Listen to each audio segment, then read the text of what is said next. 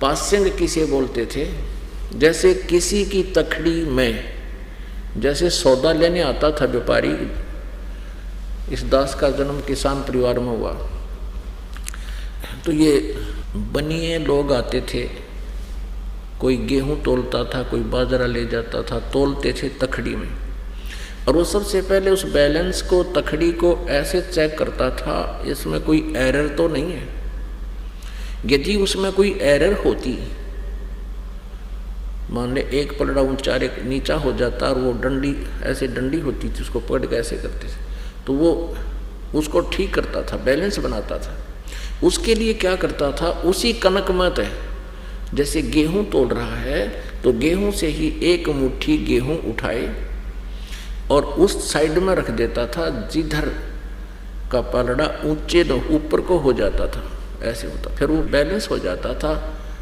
10 ग्राम 20 ग्राम जितना भी 50 ग्राम कणक डाल देने से, फिर जिसमें कणक डाली है उसी में बट्टे रख दिए जाते थे और दूसरी तखड़ी के तराजू से कणक भर भर के और फिर तोली जाती थी। यानी असली सौदा तो अन्य है और पासिंग तो थोड़ा सा वो गेहूं था, एक मुट्ठी भर 100 ग्राम 50 ग्राम, उसको पासिंग के लिए यूज किया गया। पासिंग माने उस बैलेंस की, तखड़ी की कमी को ठीक करने के लिए, एरर को ठीक करने के लिए वो नॉन एज पासिंग है, उसको पासिंग कहा करते हैं।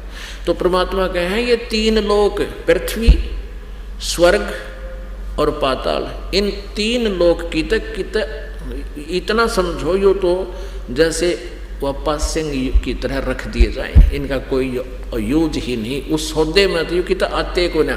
तो क्या बताते हैं, सतनाम पालड़े रंग होरी हो और 14 लोक चढ़ावे राम रंग होरी हो, 3 लोक पास्यंग धरे रंग होरी हो, तो ना तुले तुलाया राम रंग होरी हो।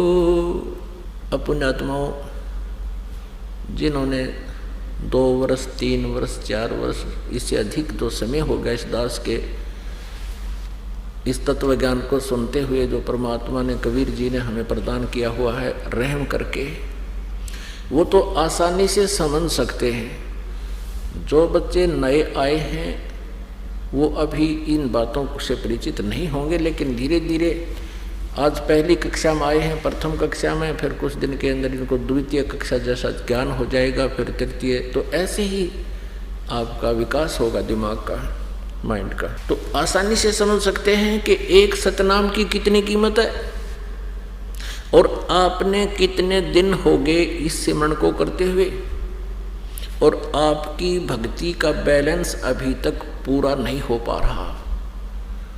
इससे आप आइडिया लगा सकते हो आपके ऊपर कितना कर्ज है इस काल का, और इतनी कमाई करते करते भी अभी हम उसकी भरपाई नहीं कर पा रहे हैं, लेकिन होगी ऐसे ही।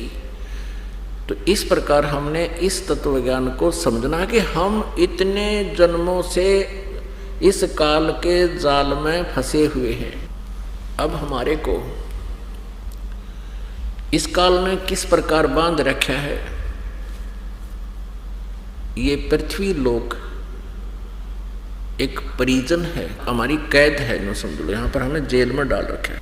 अब हमने यहाँ से चलना है, इसका कर्जा उतारना है। इस काल के कर्जे को से मुक्त होकर, इसके लोन से मुक्त होकर ही हम यहाँ से जा सकते हैं। अब प्रसंग ये चल रहा है कि इस तत्व ज्ञान से कोई भी परिचित नहीं है, और सत साधना ना करने से हम मनमाना आचरण करते करते अपना जीवन व्यर्थ कर रहे हैं। अब जैसे आपको ये दास बताना चाह रहा था कि हम इस काल के कर्जे में, यानी इसके लोन में इतने दब चुके हैं कि हम अपने सतर से यहाँ से बाहर नहीं जा सकते। जैसे कोई विदेश चला जाता है और विदेश में जाकर उसने कोई अपना व्यवसाय शुरू किया, उसने बिजली का कनेक्शन ले लिया, टेलीफोन का लिया, पानी का लिया, और भी कोई गैस का ले लिया। और उसका बिजनेस किसी कारण से डिफेक्ट हो जाने से, ठीक से ना करने से वो फेल हो गया, तो वो उसका जो टैक्स वो देता था, जैसे बिजली का बिल भरता था, टेलीफोन का बिल भरता था, पानी का बिल भरता था, सरकार का टैक्स भी देता था, तो वो नहीं भर सका, तो उसकी सुविधाओं से उसको वंचित कर दिया गया, सब कनेक्शन कट गए, अब वो बिल्कुल ही कंडेम हो गया। तो उसको उसका उत्थान करने के लिए क्या आवश्यकता, किस चीज़ की आवश्यकता होती है? जैसे बैंक में लोन लेने जाते हैं या किसी विभाग में अपना कार्य को फिर सुचारू करवाना चाहते हैं, जैसे टेलीफोन का दोबारा चालू करवाना चाहते हैं, तो उसका विकल्प है कि कोई गारंटर चाहिए उसको, और वो कहे कि भी मैं इसका जो है ना गारंटर बनता हूँ, आप इसकी सुविधा चालू कर दो। तो वो किसी भी आधार से उस गारंटर से चाहे पैसे लें या वैसे गारंटी लेकर चालू कर सकते हैं, तो वो उस विश्वास है तो वो कर सकते हैं। और फिर उसने सभी सुविधाएं वापस दिलवा दी किसी व्यक्ति ने गारंटर बनकर, तो फिर वो सुविधा प्राप्त होगी। जो व्यवसाय करता था, बिजनेसमैन था, तो उसने फिर अपनी मेहनत करके, अपने बिजनेस करके उस कर्जे को जो बैलेंस छोड़ रखा था जिस भी विभाग का, तो वो उसको दोबारा देना पड़ेगा। और जब वहाँ से कर्जा मुक्त हो जाएगा और यहाँ आने जोगी पूंजी भी उसके पास होगी, तभी वो स्वदेश आ सकता है। ऐसा ही जानो, आप सतलोक से यहाँ आगे गलती थे और यहाँ आकर के आपने भक्ति रूपी सौदा करना चाहा, लेकिन शास्त्र विधि त्याग का मनमाना आचरण करने लग गया आप, जिससे जो पूंजी आप सतलोक से पुण्य लेकर आए थे वो पुण्य आपके नष्ट हो गए, खत्म हो गए। यहाँ इस जहाज में बैठ कर यहाँ पहले तो स्वर्ग में रखा आपको, इसने आपको कति भक्तिहीन करा दिया, नीचे छोड़ा ही नहीं। वहाँ स्वर्ग क्या है? एक रेस्टोरेंट है। रेस्टोरेंट में वही व्यक्ति जाता है जो हिली स्टेशन होते हैं, जो पहाड़ी क्षेत्र हैं, वहाँ पर रेस्टोरेंट बने हैं। साहूकार पैसे वाले धनी व्यक्ति वहाँ जाते हैं, 50-60 हज़ार रुपये ले जाते हैं, 2-3 महीने गर्मियाँ वहाँ मौज मस्ती कराते हैं और पैसे बर्बाद हो जाते हैं, सब खत्म हो जाते हैं, खर्च हो जाते हैं, तो फिर वापस वो अपने कर्म क्षेत्र में ही आते हैं। तो ऐसा वो स्वर्ग है। तो जब हम सतलोक से आए तो इसने हमें वहाँ स्वर्ग बना करके वहाँ रखा, ब्रह्मलोक में। ब्रह्मलोक से जब हमारे पुण्य कक्षीण हो गए तो फिर एक मिनी स्वर्ग बना रखा, स्वर्ग कॉमन स्वर्ग, उसमें पटक दिए। फिर रह गए वहाँ, हमारा झाड़ा ले लिया, हमारा पुण्य खत्म करवा दिए। फिर इसने पृथ्वी लोक पर पटक दिए कि ये पृथ्वी रही, इसने बाओ समारो, बो और खाओ, मरो और जियो, बिरान माटी करवा दी। और यहाँ फिर हमारे को उस सत साधना से अपरिचित करा दिया इसने कि जिससे हमारे शुभ संस्कार बनने थे।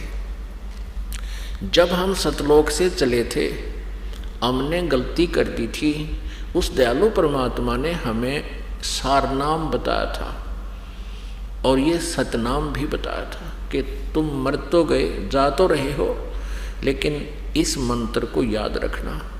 इस मंत्र की कमाई तुम करते रहोगे तो मैं तुम्हें आकर के वापस ले आऊँगा, तुम निर्धन नहीं होगे।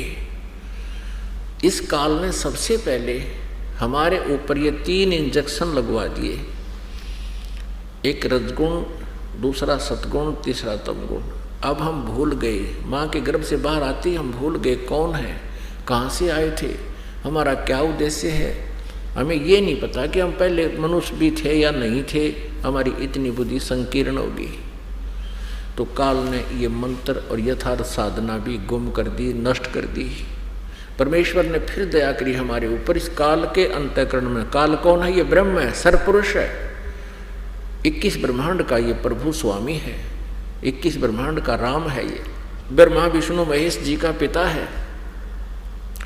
इस काल भगवान ने अर्थात ब्रह्म ने, जो गीता जी अध्याय नंबर 11 के श्लोक नंबर 32 में कहता है कि मैं काल हूँ, ये श्री कृष्ण में प्रवेश करके ये काल अर्थात ब्रह्म बोल रहा था गीता जी को। श्री कृष्ण जी ने गीता का ज्ञान नहीं बोला, यानी इस बॉडी भगवान श्री कृष्ण की ही बोल रहा था, वो उसके अंदर प्रयोग कर रहा था। ये तो शरीर ऐसे यंत्र है जिसमें जैसी कैसेट डाल दी उस टेप में वो वैसा ही बोलेगा, जैसी भी चिप किसी में डाल दी आपने वही तो बोलेगा वो मोबाइल। ऐसा जानो ये शरीर एक मोबाइल या टेप समझो, यंत्र है। इसका कृष्ण जी के इस मोबाइल का प्रयोग कर लिया इस काल भगवान अर्थात ब्रह्म ने, 21 ब्रह्मांड के स्वामी ने, श्री ब्रह्मा विष्णु महेश के पिता ने। इस काल के अंतःकरण में परमेश्वर ने ये सूक्ष्म वेद सहित ये चारों वेद भी डाल दिए। समय आने पर अपने आप ऑटोमेटिकली इसके शरीर के अंदर से श्वासों के माध्यम से बाहर आए और इन्होंने ये पांचों वेद ऐसे प्रकट हो गए।